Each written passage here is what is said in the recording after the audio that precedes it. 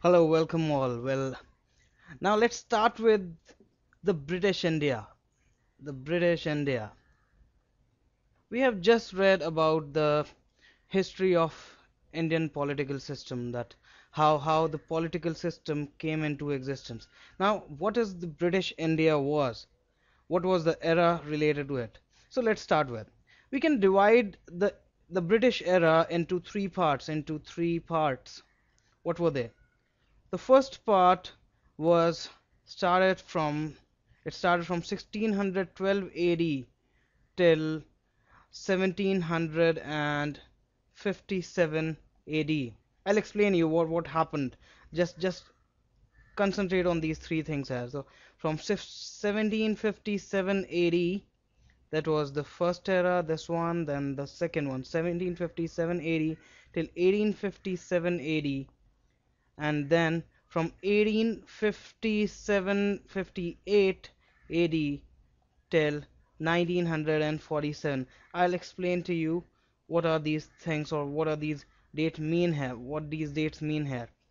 So this is called as the India East India Company rule. The East India Company was the major contributor of this era. Then it came the company rule, and the second era consisted of the company rule or company Raj, and then the third era consists of the British Raj, the British Raj or British rule or British Raj. Now let me explain to you what all these things are. We have already discussed about the Royal Charter. The Royal Charter. Hope you all remember. The Royal Charter. Charter. The Royal Charter. Queen Elizabeth I. Queen Elizabeth I granted the Royal Charter to East India Company to do trade exclusively to the eastern part of the hemisphere, the northern eastern part of the hemisphere. So they were granted the rights. But do you really feel that it was easy for East India Company to come into some other territory and then do the trading? No, it was not that much easy, because India was already being ruled by several Nawabs, the local kings, and the rulers. And apart from that, the Dutch settlers were also there. The Dutch settlers were also there with the Portuguese people who were doing the trade. Already they were doing the trade. So what happened then?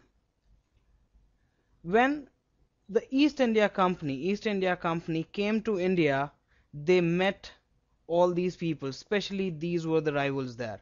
They met all these Portuguese, the Dutch settlers, and it was not easy to do the trade. So what happened? There happened the Battle of Swally, the Battle of Swally, also called as Suwali, Suwali in India. It is nearby Surat. It is nearby Surat. So what happened then? The East India Company had a battle with the Portuguese people.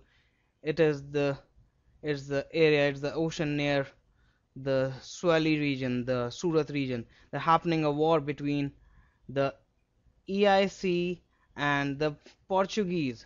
They're fighting in between. And at last, the Portuguese got defeated.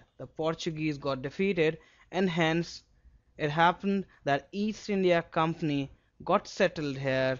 They got a foot to enter inside the Indian territories in 1612 AD. So from 1612 AD, they started moving into the Indian land. Then what happened? Battle of Plassey. Battle of Plassey. We have discussed that in the previous videos. Battle of Plassey and Battle of, hope you remember, Buxar. The Battle of Buxar. So it was 1757, 1764, 64, 65. So this happened. The Battle of Plassey and the Battle of Buxar. They were most crucial wars in the Indian subcontinent. They were called as Carnatic Wars. They were fought between East India Company, the Britishers, and the Indian Nawabs, the local kings there.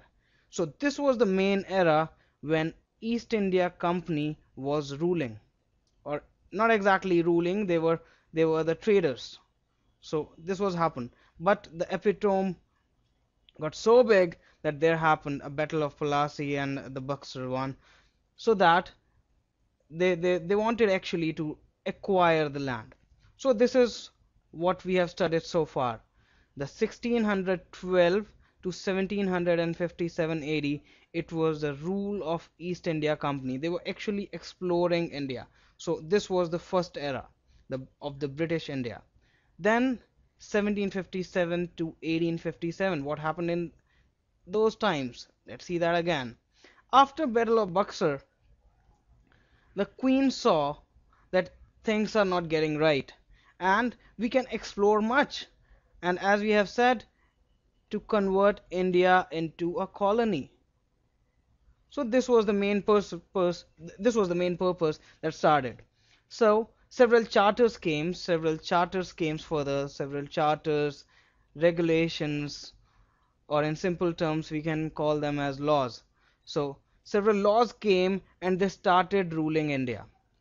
They gave more rights to East India Company. So initially they were only traders, and now they became the legislators. They became the legislators. The extra power was granted to the East India Company. So, as said, it was the Company Raj. The Company Raj. So from East India Company, the traders, they came to the rule. So this was the second era that began. So from 1757 it all started. But by 1857 the cruelty of the Company Raj big increased so much that it led to the rebellion of 1857. It led to this one. And this was quite Carnatic again. It led to several other things, and Indians were fighting again. They were protesting regarding their rights. So hence, what happened then? The Queen Victoria, Queen Victoria